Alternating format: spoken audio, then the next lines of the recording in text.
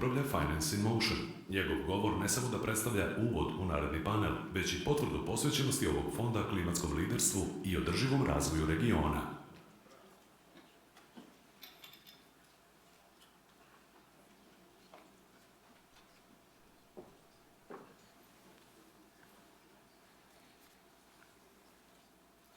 Hello, and real pleasure to be here.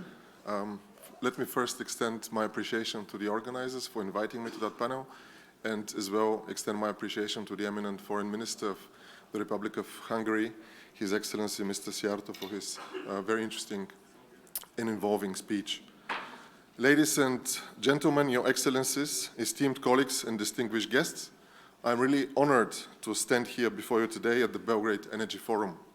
It is, as always, for me also a real sreća to be back in Serbia, a country where, next to a few others in the region, I've been fortunate to live and work. A pioneer of green finance myself, I'm deeply impressed at the speed with which renewable energy has become an almost conventional area of investment and development over the past years, as well as the ongoing pace of change and transformation. Yet, I'm also aware that we, and I say we, as a director of a green investment fund that considers itself as integral to the region, are only at the beginning of the real journey. The journey from the initial acceptance of green finance and the flagship projects that we have seen until now towards the true mainstreaming of renewable energy investments, such that these are woven into the fabric of the regional energy systems. That perhaps feels like a distant future to us, but it's something we must plan for today in thinking about carbon-neutral economies, not only to make sure we are on the right track, but that we get there in the best possible way. I'm addressing you today as the fund director of the Green for Growth Fund, or GGF as it's often referred to, a green investment fund supported by the European Union and the Federal Ministry of Economic Cooperation and Development that has been active in the Balkans for 15 years now, and which has built a very close link to the entire region in support of climate action. The region was in fact the first that the fund was active in, and to date I'm very proud to share that we've invested more than €500 million in green finance to almost 40,000 end beneficiaries in the Balkans. The projects we finance range from large-scale wind parks to energy efficiencies in company and industry to insulating households to reduce energy bills and improve comfort. The fund has since grown to 19 markets in the broader European neighborhood and will reach €2 billion of total green finance provided by the end of the year. In building this track record, we have had the great opportunity to see what works and what doesn't work, what leapfrogs one market to be successful in promoting green investment and what slows another market. What challenges investors versus what enables them? What motivates companies and project developers or what stymies them? Our experience has taught us that we are close to an inflection point in many countries, a point where markets and the private sector can and will take up the challenge of delivering climate action. But these inflection points need to be carefully studied, understood, and nurtured. Now is the time to look critically at the market environments we are building and to look for inspiration in neighbors close and far. If we set the enabling conditions in the right way today, then most of the battle will be won in delivering a viable future. The urgency of securing carbon-neutral future cannot be overstated. Climate change, as many of us said today, is not a distant threat. It's a present reality that is being felt across economic sectors and populations today, one that continues to grow in ways that surprise and unfortunately often defeat us. The consequences of inaction are severe and far-reaching. We must act now, not just for ourselves, but for future generations. The energy sector in particular has a crucial role to play. By investing in renewable energy, we can significantly reduce the region's carbon footprint and pave the way for a sustainable future, as well as a resilient one. In these last 2 years, we've seen firsthand the importance of insulating energy systems from global shocks. At the same time, the economic and social benefits of renewables have become a well-recognized feature of diversified energy systems. However, there is a need to build a critical mass of renewable energy development in the region to fully benefit from the promise of green job growth and the accompanying build of skills and knowledge in the workforce. Moving away from the start-stop approaches to market development towards clear long-term frameworks will deliver not only more project-level investments, but will drive supply chains to build up their capacities and staffing here in the region.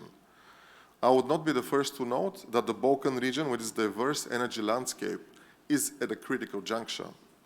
The dependence on non-renewable energy sources is not only environmentally unsustainable, but also economically untenable in the long run in the interconnected Europe. The writing, as they say, is very clearly on the wall, if we care to read and act. However, the region is also home to vast, untapped renewable energy resources. Harnessing these resources can and must transform the Balkan energy system, but with an urgency that I feel is often severely misunderstood. Despite progress in recent years, there is a need to make up for lost time. There is arguably 3 decades of significant underinvestment in renewable energy and the ongoing per capita rates of renewable energy deployment that lag behind the EU. My main message today is that we don't have the luxury of time, nor of tackling the problem with only some or one of the tools available to us. What I mean is that we need to create investment environments across the region that allow different structures and scale of renewable projects to flourish in parallel. Each type of project and structure has its own advantages and its own challenges, and a diverse approach can help us mitigate risks and maximize opportunities. An era of public-led power offtake will not get us there alone. Corporate purchase agreements will not get us there alone. Restricted approaches to distributed solar will not get us there alone. We need all of the instruments and structures available to us established in a way that allow the private sector to scale their business and deployment. If that sounds abstract, and I do realize it does, let me give an example of what I hinted. A few weeks ago, we accepted the Infrastructure Journal Global Pioneer Award for a project in Albania that the GGF financed last year. It's called Blue One. The IG Global Awards are the most important international awards for investment in the energy and infrastructure sector and are presented annually in London, New York, Singapore, and Dubai. The level of global recognition to what is happening in the Balkans should not be underestimated.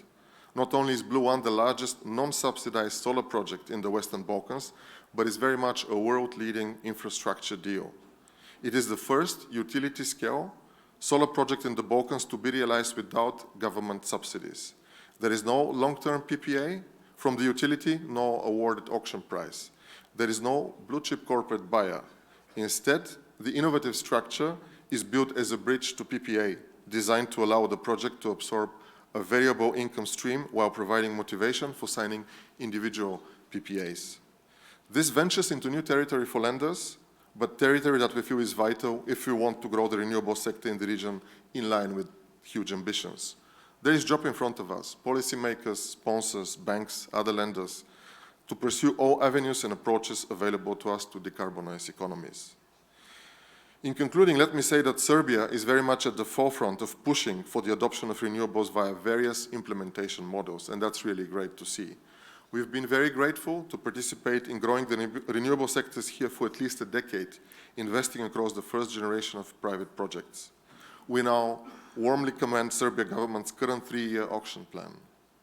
I can only encourage all of you here today and the panelists to keep thinking beyond next year or the year after that, but have in focus the huge task in front of us for the decades ahead, to position Serbia as leaders in the emerging regional energy infrastructure and to use all of the tools available to us to get us there.